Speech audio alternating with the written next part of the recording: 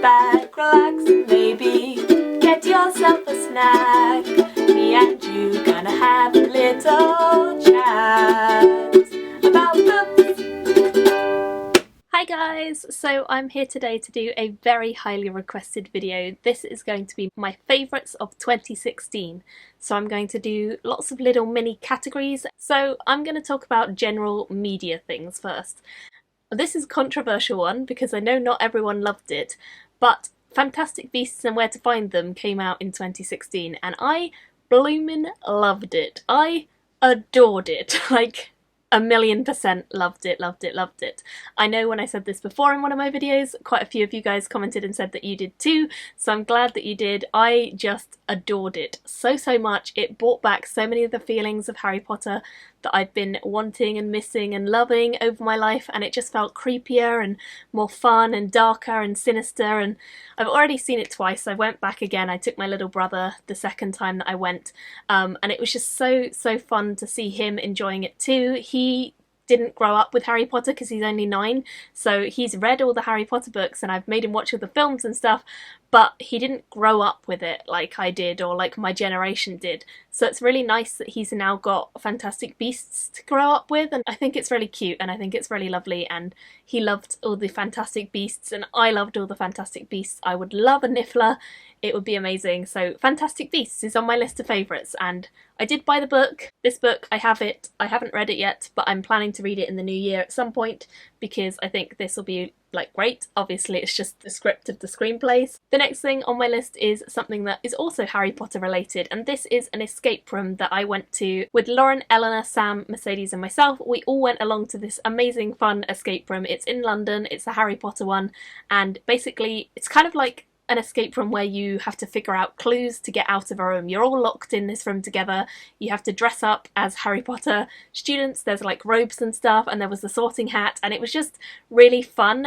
We were all super excited about the day when we were going, and we'd all been like waiting for it to come, and it was just really good fun, like something bookish but not just book shopping, and it was really great. So Eleanor organised that and it was a lovely day out and we all just enjoyed ourselves, and I would love to do another thing similar with them at some point in the future. Hanging out with them was fantastic in 2016, and of course that leads me on to something else that is a favourite for me, which was Dorset 2016, when Eleanor and Mercedes and I went away for a little weekend break to a place in Dorset. We went there and we had a lovely little mini weekend breakaway. It was so much fun. We got to just hang out with each other for an extended period of time, because it's kind of hard sometimes to hang out with your bookish friends more than just book shopping, because everyone's got their own lives and things to do.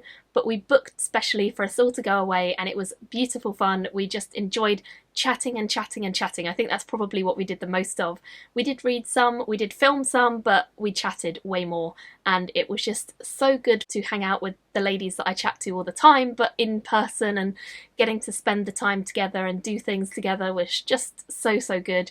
We are going to be doing it again in 2017. Nine Worlds. Nine Worlds was another favourite. Nine Worlds was the convention I went to last year and it was so good. If you've not seen my video about Nine Worlds, I'll link it down below with all the stuff I got and just where I talk about the convention and how much fun I had.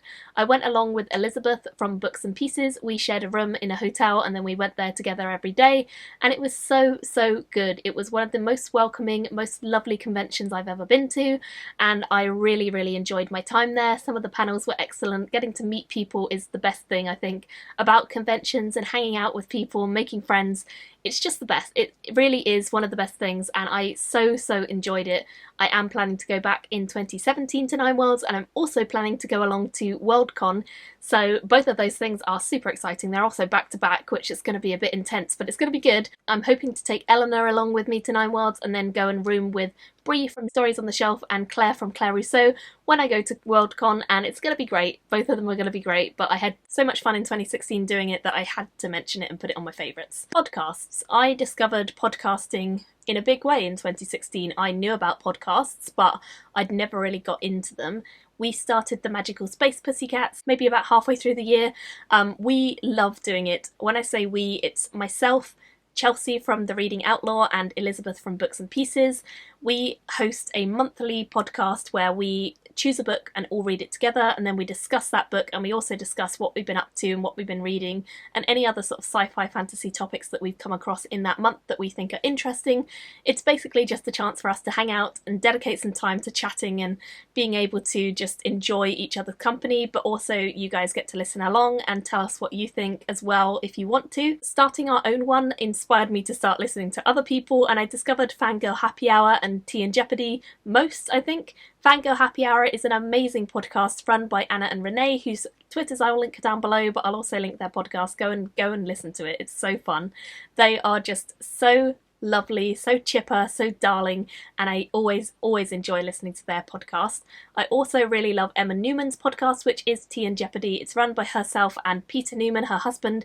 She kind of role plays as this very funny character, and she interviews various people in the industry, bookish related things in science fiction, fantasy and horror, and I just think it's fantastic. It's always really fun. Her episodes are quite short, whereas Fangirl Happy Hours are longer, so you can kind of dip into whichever one you feel like suits you best. So that's that. I love that. Another great thing that happened, I hit 6,000 subscribers, which I haven't even really mentioned on my channel, I don't think, because it all happened over the sort of Christmas New Year period, which was quite busy for me. But I hit 6,000. That's gone by really fast and was amazing. Thank you all. I love YouTube, and it's been growing and growing and getting more and more part of my life, and I love that. It's so good to hang out with you and talk to you and get your feedback and just enjoy being bookish and celebrating the bookishness with other people who have like-minded tastes and who want to hear my thoughts on it, which always amazes me. But thank you all so much for sticking with me and subscribing and being part of this channel and just supporting me and loving me and being there for me when I maybe have a down day or anything like that. So you're all amazing, and thank you for getting me to 6,000. Let's continue to just get bigger and better and hopefully enjoy ourselves even more as time goes on. So that's amazing stuff. And then the final thing that I have in sort of related news is getting a job. I got my first proper job after university, full-time position, which I have now started because I started it at the very start of January, and it's in publishing. It's an academic publisher. It's not based in London, which is kind of a good thing and a bad thing because it means that it's out of London, so I don't have to travel up there every day, but it's also a really inconvenient train journey away. At the moment I'm hoping to get a car fairly soon so that I can drive, because that'll be way more convenient. But at the moment it's a bit of a nightmare commute because I have lots of long waiting around for trains and changing. In the cold, there's no waiting rooms. Don't know why people can't build waiting rooms. It's flipping cold right now. January is a cold month. Anyway, so that's been fun. The good thing about having a 3-hour commute is that I can listen to audiobooks a lot. So I have been doing that, and it's been really good. And the job itself is fantastic. I love the people there. I love the job. It's really fun, and I'm enjoying myself a lot. So the job is great, it's just the commute which is a slight problem. Hopefully I can fix that in the coming months, and if I don't, at least I'll be reading a lot. So that's all my related news. That went on a bit longer than I intended, but anyway, let's get on to the books, the bookish things that I read in 2016 that I loved. Short story collections. This is something that I got really into in a big way in 2016. I have 3 to recommend to you, and I adored every single story in all of these collections, which is such high praise. Normally when you read a short story collection there are some that you love, some that you hate, some that you just think, ah, they're okay but they're nothing special. No. Every story in these collections was ace, absolutely fantastically unparalleled in any other short story collection. They were all so good. So, the first one I have to recommend, I actually haven't talked about this one yet because I only read this right at the very end of December. It's by Ted Chiang, and one of the stories in here, which is called Stories of Your Life, is actually the short story that The Arrival was based on, the film that recently came out called Arrival. Haven't seen the film, but I adored this short story collection so much. It was fantastic. There were so many original ideas. I loved so many elements of this, and I could not give it 5 stars. It's so completely, amazingly wonderful. Just highly recommend this. Again, in the same kind of theme as that, because a lot of the stories in that one and in this one are science fiction focused, I have The Paper Menagerie by Ken Liu. This was my first Ken Liu, that was my first Ted Chiang. They were both fantastic. Both of these authors have won multiple prizes for their short stories. They are both fantastic, and again, this one was exactly the same. I adored every story. They all felt individual and unique, and it was so good to get to live in these stories and see all these creative, wonderful, whimsical ideas come to life on the page before me. So really recommend checking out this collection. And the final collection I have to recommend is one that I read very early in 2016, but it stayed with me the whole year, and that is this one, At the Mouth of the River of Bees by Kij Johnson. It's a beautiful cover, first off, but also it's just so filled with whimsical, beautifully written stories. The writing in this is probably more luxurious than it is in the other two collections. The ideas are just as original and crazy. This is more of a magical realism than it is sci-fi fantasy, but it's so beautiful and so luxurious and so wonderful to read, and I just adored it. Next, I'm going to cover series. In 2016, I finished up a couple of series that I adored. In fact, I finished 2 series, and then there's one that I'm caught up with, but the next book comes out in 2017, so I'm really excited for it this year. But the first one I finished was the Moontide Quartet. This is by David Hare. It's a 4-book series: Mage's Blood, Scarlet Tides, Unholy War, and then Ascendant's Right. I loved them all. They are all fantastic. This series is the pinnacle of epic fantasy for me. It is what I love. It is filled with fantastic characters, filled with excellent different races, different cultures, takes inspiration from both Eastern and Western culture, and it's also really approachable, really readable. It's a long book, all of them are long, but they are really expansive. You have a whole host of characters that you're following, all of whom have their own quirks, their own personalities and individualities. I loved this series. David Hare was firmly placed into a favourite author spot for me with this series, and I continue to lust after his books. There is a new one coming out in 2017, which is the start of a new quartet based after this series. I cannot wait for it to come out because it's going to be fantastic. The next series I read in 2016 that I loved is Otherland by Tad Williams. Now, I think this is going to be a series that not everyone likes, but if you are okay with huge books and you like stuff that is a bit weird at first but kind of gets explained as you go, this book was the weakest in the series, but after this book I adored them, and I was so intrigued by the stuff that happened in this that I couldn't not carry on. It's set in a world where we have essentially 2 worlds. We've got our own world and then we have Otherland. Otherland is this online world where people literally live in the online world. They plug in and they can literally live in it. They're plugged into these suits at home so that they don't die.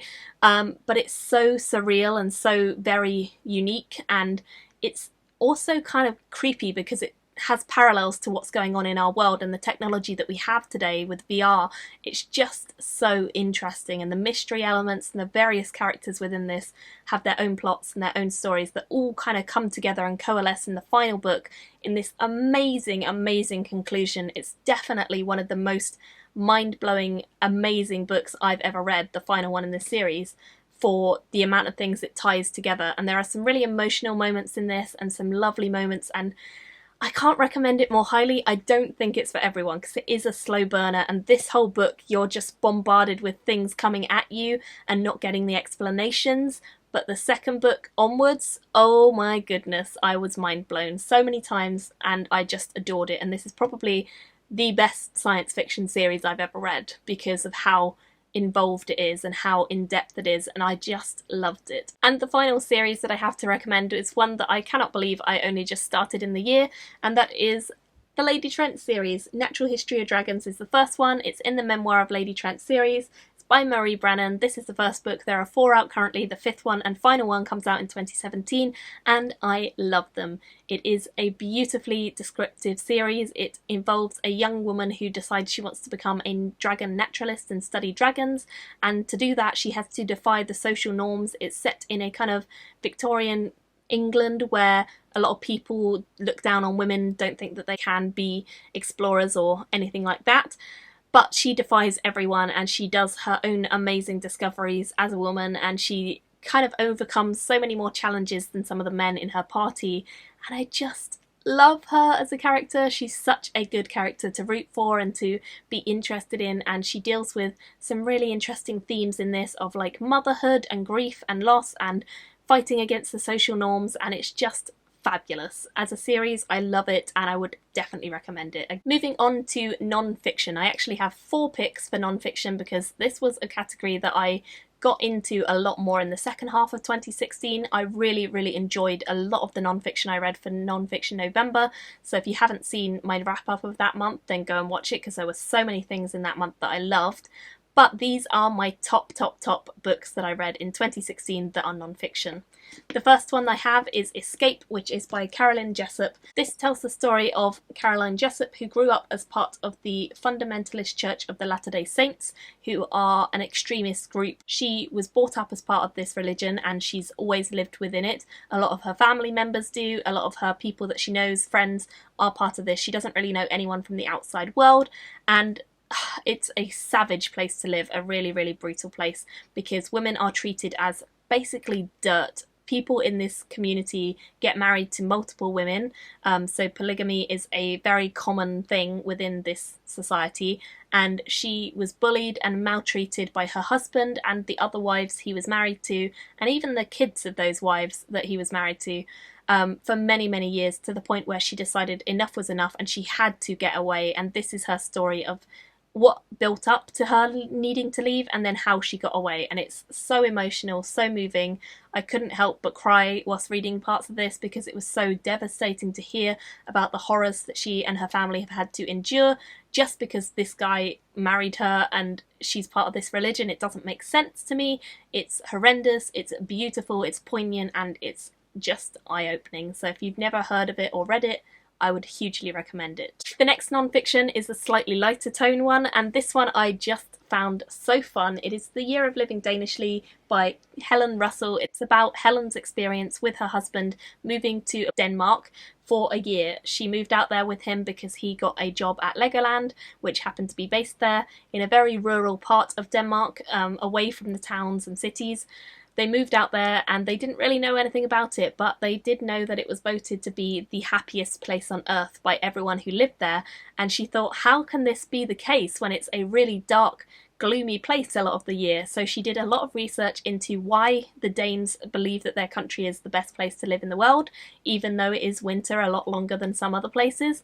And the research she found is fascinating and so fun. The other thing to bear in mind is that Helen Russell has a really unique and fun, light-hearted tone when she is writing, so all of these anecdotes that she's telling and all of these things she's learning come across really well. Even if you have no interest in Denmark or travelling there, it's still a great read. The next 2 are again fairly hard-hitting. The first one is Nothing to Envy, which is by Barbara Demick. It's about North Korea and people who've lived there and their lives. I always find North Korea a fascinating and horrible subject to talk about and think about because it is so remote and cut off from the rest of the world. It is a beautiful, poignant discovery of these people who we don't know much about when they come out of North Korea. They don't know much about the outside world and we don't know much about the inside of North Korea. And it's fascinating to hear their own true accounts of what it is like, how they got to the point where they needed to escape and what they did to do so. Again, I love stories of escaping from brutal situations. That's obviously a twisted thing that I enjoy, but I just love seeing people come through something so horrendous and come out the other side because it's like a ray of light and hope for them, and I think it's beautiful to hear about those amazing stories. And the final non-fiction one I have to talk about is Just Mercy, which is by Bryan Stevenson. Again, this is one I think I read in November, so fairly recently.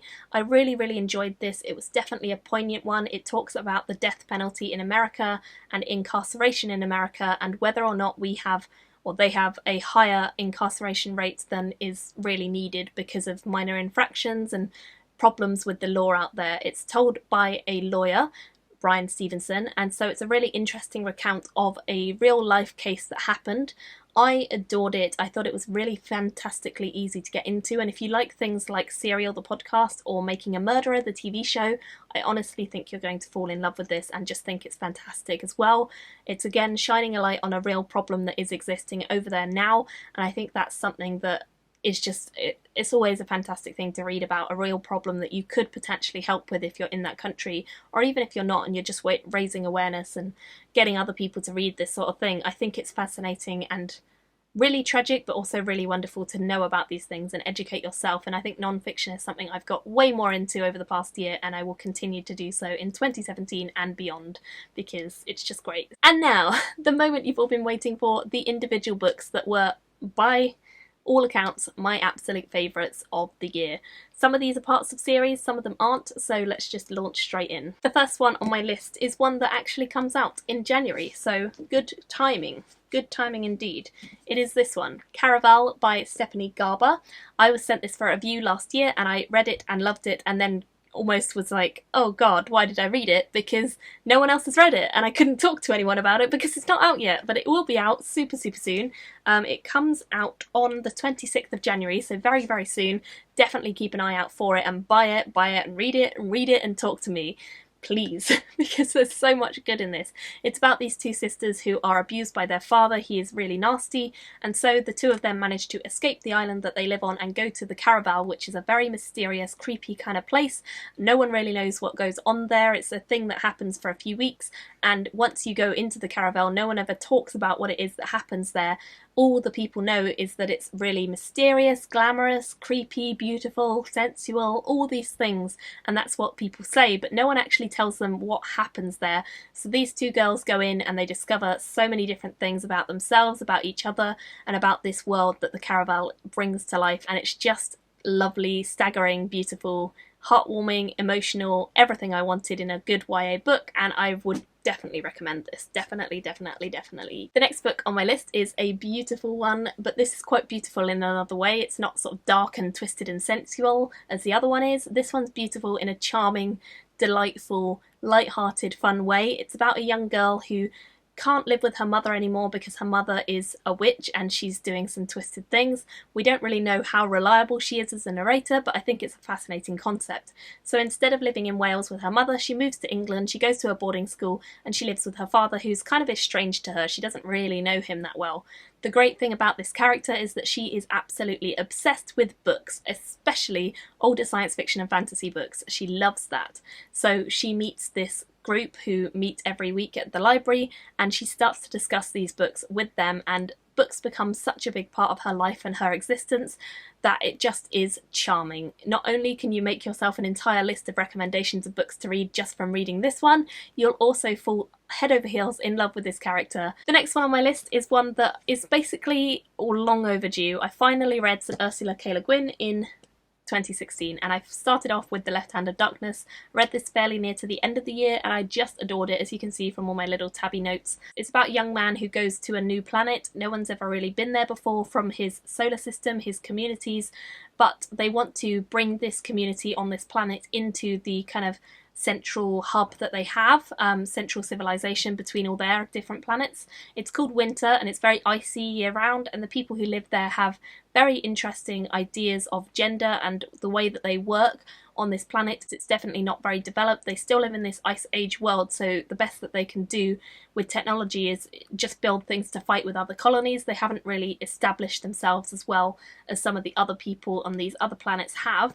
So he comes to this planet and they just think he's really weird because they don't have a gender, whereas he quite clearly does, and they have a gender only when they're going to procreate with other people on their planet. So it's quite a weird mix to see him come in and kind of see their civilization and them see him. It's a first contact story, it's beautiful, it raises a lot of questions and a lot of really interesting ideas, and I would 100% recommend that you read this. It's super short, it did not take me long, but it was captivating and beautiful and really poignant and lovely all at once. And the final thing on this list, it's been a long one, but thank you for bearing with me.